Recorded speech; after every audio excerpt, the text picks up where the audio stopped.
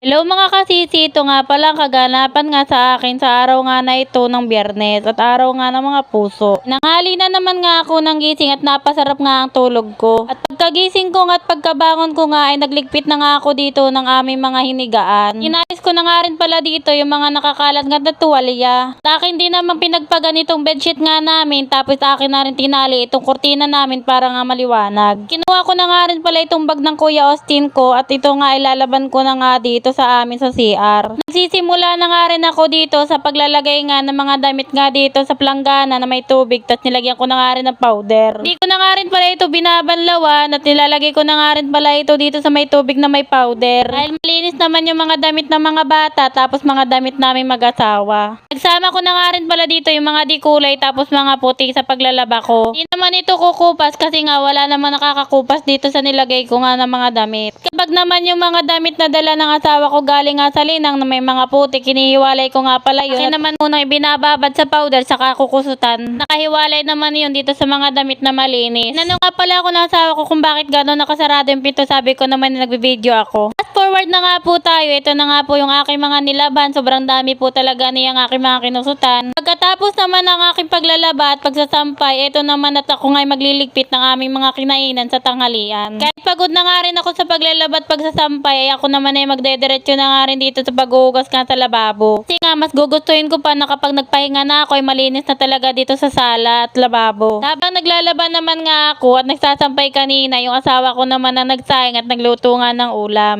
Kaya rin naman na nag-alaga ng aming mga anak. Nakakagaan nga kapag nagtutulungan kayo mag-asawa, talagang hindi naman talaga sobrang pagod ang isa't isa. Habang naghuhugas din naman ako dito ng pinggan na pinagkainan nga namin, ay tulog na nga itong aking bunsong anak at yung akin namang anak na isang panganay nagpunta nga sa labas upang maglaro kasama yung mga kalaro niya. Pinapatulog ko nga yung panganay ko kaya lamang ay bigla naman kami tinakasa ng aking asawa kaya naman wala siya dito sa bahay ngayon. Pero nakakain naman siya kaya lamang ay tinakasan nga ulit ako. Sama niya kasi yung kalaro niya, yung anak nga ng kapitbahay namin dito. Nanguhuli kasi sila ng gagamba. Pagpasensya nyo na pala dito yung voice over ko kasi nga yung background ko nga dito ay talagang napakaingay. Nanonood kasi yung aking anak ng panganay ng Cocomelon tapos naman dito sa katabi namin ay may nagiinuman. Sa mga nakakapanood nga po pala ng aking video content ay pasensya nyo na po talaga kung paulit-ulit na naguhugas ng pinggan, naglalaba, naglilinis ng bahay. Ito lamang po talaga ang may papakita ko sa inyo dahil hindi naman ako lumalabas nga ng bahay palagi at bibili lamang ako paglalabas nga ako. Ganito lang kasi yung ginagawa ko sa araw-araw. Ang may pakita ko nga kung ano yung mga ginagawa ko. Kaya naman kasi akong special talented kaya naman ito lang ang kaya ko ipakita sa content ko. Kaya pagpasensya nyo na nga po pala itong mga upload kong videos. Share ko nga din po pala sa inyo, sa totoo lang hindi po talaga ako magaling mag-edit, hindi rin po talaga ako magaling mag-reels. Pero dahil sa kakapanood ko nga po ng mga gumagawa ng videos, nag-upload po ng content sa mga vlogger po, kaya naman nakigaya na nga rin po ako. Isa naman kasi mag-Facebook lang ako, mag-scroll lang ako, tapos pagkatapos nun wala na. Kaya naman naingganyo na nga rin ako gumawa ng content at baka sakali naman dito ay pala rin. Hindi ko alam kung ano mangyayari sa ginagawa kong ito pero nagsusumikap ako na matuto nga sa pag-content nga at sa paggawa nga ng iba't ibang video. Lahat nga ng ginagawa ko dito sa bahay ay pinapakita ko sa inyo. At least alam nyo din kung anong nangyayari sa akin sa lahat ng ginagawa ko dito sa loob ng bahay. Simula nga nang gumawa ako ng content ay hindi na talaga ako lumalabas ng bahay. Maliban nga sa bibili lamang ako, ipasyal ko lang yung mga bata sa labas. Nainip nga dito sa bahay, saka lang ako lumalabas. Balik na nga po tayo dito sa ginagawa ko. Pagkatapos ko nga po pala dito maghugas ka ng pinggan, ay inayos ko na nga rin po dito yung kalat sa sopa sa sala. Nagwalis-walis na nga rin po ako dito. Bumuwi na nga rin pala yung panganay ko. Hanggang dito na lamang.